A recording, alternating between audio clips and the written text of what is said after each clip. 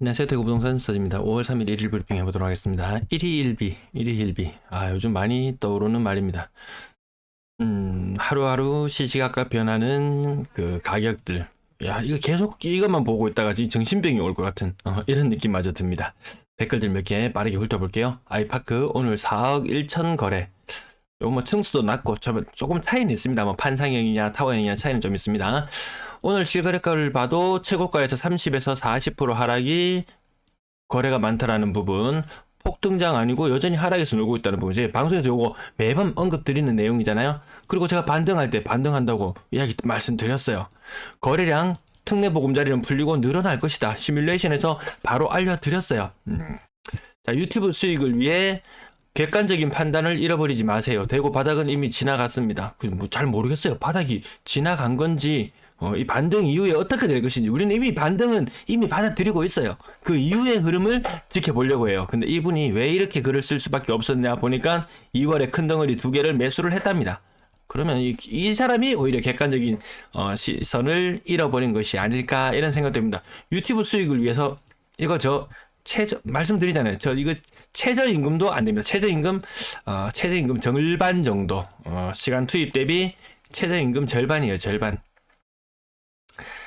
제가 그렇다고 뭐 멤버십을 가입해달라고 합니까? 뭐 후원 있는 것도 어떤 분들 가끔가다 큰 후원 해주셔가지고 그거 받는 것도 부담스러워가지고 영상 그 부분에 요 밑에 후원 계좌 써놨는 것도 이것도 지워버렸어요. 자꾸 보면 사람들이 부담을 느낄까봐 이거 지워버렸어요. 안 해주셔도 괜찮습니다. 또 객관적으로 보였는데 점점 하락론자 입장 명확해지는 것 같다. 저 상승론자라고 말씀드렸습니다. 저 상승론자예요. 하락 바닥을 찍고 어떻게 갈 것인지를 끊임없이 탐구해 나가고 있습니다. 근데 기본적인 견제는 일본식 아니면 육각순환 모형 요거 계속 언급드렸어요. 과거 영상을 찾아보시면 과연 어느 지점일까? 이 부분에 대해서 끊임없이 탐구하고 있습니다. 데이터를 하락하는 데 있어서 하락 관점으로 보시는 게 굉장히 많다고 느껴집니다. 저도 인정합니다. 자, 거래량 요거 신규 주담대 3% 후반에 등장하기도 하고 특례보금자리론 등장하면서 거래량이 이렇게 늘어날 것이다. 요거 1월달 그 이전 영상들 찾아보시면 충분히 공감하실 거다. 그리고 저층은 40% 하락이 대세를 이루고 있고 중고층은 30% 하락 많습니다. 이거 계속 말씀드리고 있는 부분이에요. 매도 물량 근로자의 날 이후에 급격하게 감소했던 부분 재빨리 다시 해보겠습니다. 여기서 또 제가 재밌는 시나리오를 한 개 써봅니다. 뭐냐, 이 전세 물량과 같이 곁들여 봐야 되는 부분이 있어요. 전세 물량이 왜 줄어드냐에 대한 탐구를 좀 해봅니다. 자, 갭 투자를 했어요. 그전에는 전세도 내놓고 매매도 내놓고 다 해놨는데 이거 갭 전세가가 상당히 많이 하락하면서 갭 투자했던 부분 추가로 돈을 많이 투입해내야지 새로운 세입자를 구할 수 있어요. 이거 가지고 가기는 힘들겠다. 차라리 팔자. 그래서 매도 물량이 늘어나는 것이 아닐까. 좀 여유 그나마 좀 숨통이 트이는 사람은 월세로 내놓습니다. 특례보금자리론으로 받아서 전세금 돌려주고 월세로 전환해서 그 수익으로 이자 부분을 상쇄시켜 나간다. 나름 좀 괜찮은 추정으로 보여지나요? 전체 임대 물량은 줄어들었지만 여전히 많습니다. 특정 동네들, 인기 있는 동네들 언제나 전세 구하기 어려운 건 맞아요. 근데 그 외에 상당수 지역들은 물량이 넘쳐나는 것 또한 맞습니다. 아파트 거래량 오늘 99건. 제가 수정을 다 했나요? 오늘 88건이에요. 제가 가끔 수정 못할 때가 가끔 있습니다. 그러면 이번 주 거래량은 시원치 않습니다. 주간 거래량 기준으로 435개 정도 나오는 걸로 시뮬레이션을 해나가고 있어요. 그 전에 453, 478, 434. 이번 주는 확연히 줄어듭니다. 거래량. 자, 주선 리버드 테니스 68평형, 대형평형. 이거 여전히 건재하잖아. 역시 범호동이야. 건재하잖아 라고 이야기하지만 똑같은 돈을 가지고 비슷한 시점에 들어갔을 때 부산에 들어갔었다면 혹은 서울에 들어갔었다면 이 수익률 자체가 다릅니다. 물론 고점 대비 견조한 흐름 보여주는 것 인정. 자, 나머지 대형평형 차치하고요. 범어 엘린을 뜰 7억 살짝 넘어가는 모습. 7억 6천에 3층. 좀 급한 사람들도 급하게 매수하면 비싸게 사야 되는 그런 경우들도 생기는 것 같습니다. 자, 대형평형들 제껴놓고 수성 알파시티 동아 IBC 가격이 5억 9천이에요. 이게 국평이에요. 국평. 소형평은 아닙니다. 국평입니다. 물론 저층이긴 합니다. 범어숲 화성파크 드림S 요거 타입별로 조금 차이는 있지만 거의 뭐 10억이 육박했던 가격도 나타나는 타입도 있었죠. 뭐 월드 메르디앙, 이스턴 카운티 고점 대비 뭐 빼고 일단 5억 조금 넘어간다. 뭐 범어동 대단하지 않네. 남산동 7억 간다. 뭐 얼마 간다 이게 난리 법석 들었죠. 이거랑 뭐 옆에 있는 하늘채랑 뭐 큰 차이가 있습니까? 그러더니 갑자기 이게 또 뭐 보류지 물건이 갑자기 튀어나온다든지 옆에 하여튼 가격이 삐쭉삐쭉 솟아 올랐는 동네, 옆 동네는 항상 모르겠습니다. 그 연관성이 있는지 없는지는 알 길은 없습니다.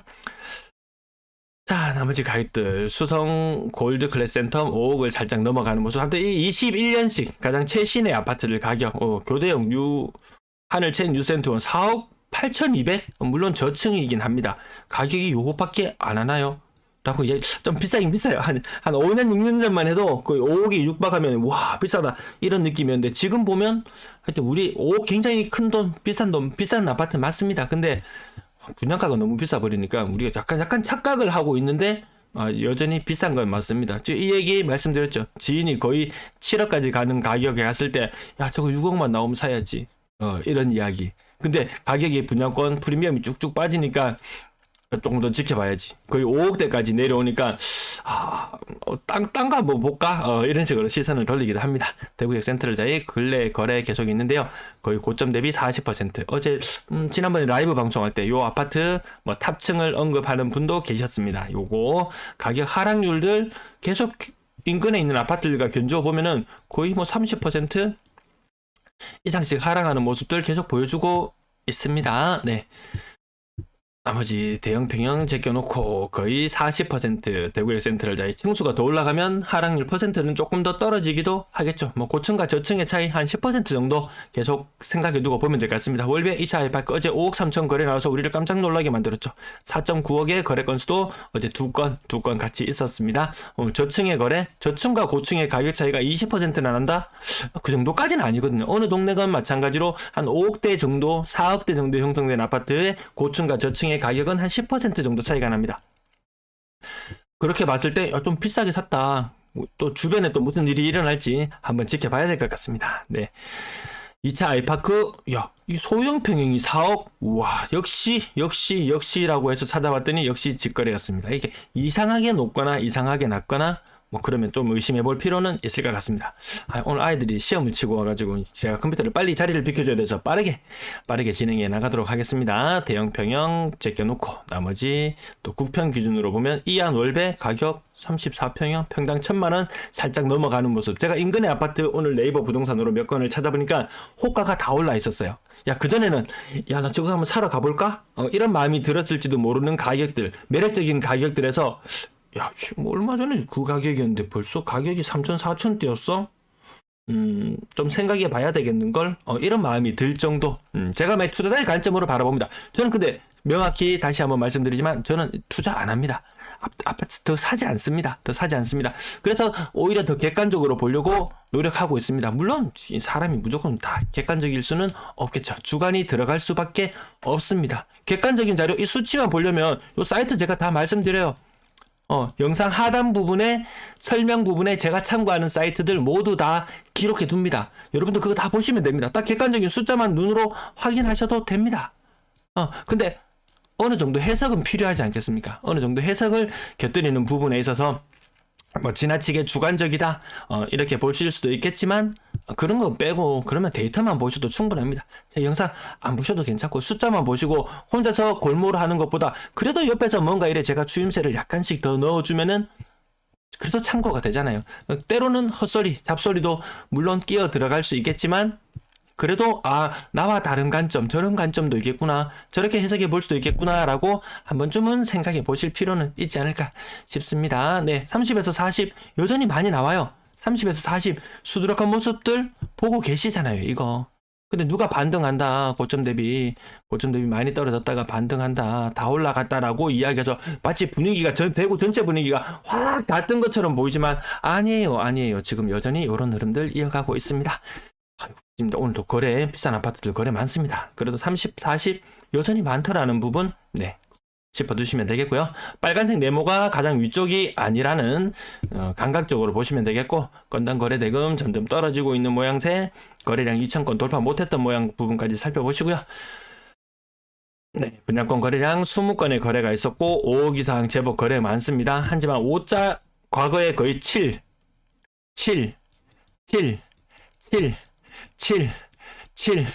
거의 이런 식으로 프리미엄 거의 한 2억씩 다 빠져 있는 상태. 고점에 잡은 사람들 있죠. 어느 부분이나 다 있습니다. 그래서 네, 좀 지나갈게요. 전세 거래량 74건 전세 거래 줄어드는 시기로 가죠. 역전세는 크게 나죠. 그러면은 새로운 세입자를 받아서는 자금 충당이 도저히 안 되죠. 네, 이 전세는 도저히 못 넣겠다. 팔아야 되겠다. 그래서 전세 매물은 줄어들고 매매 매물은 늘어나는 게 이게 전국적으로 나타나고 있는 현상이에요. 갭 투자했던 사람들 어설픈 자금으로 갭이 들어갔으면 이번 가을에는 굉장히 타격이 크겠구나. 매물로 내놨는데 이 좋은 시기, 지금 거래량 늘어나는 시기에 처분을 못하고 특례 보금자리론이 소진되는 시점에 내가 팔려고 내놨는 가격 사람들이 너무 많이 올라 버렸네 하고 사람들이 관심을 안 가지면 좀 곤란한 지경에 빠질 수도 있다라는 부분이죠. 나라님도 전세 사기자들 다 구제하지는 못하지 싶어요.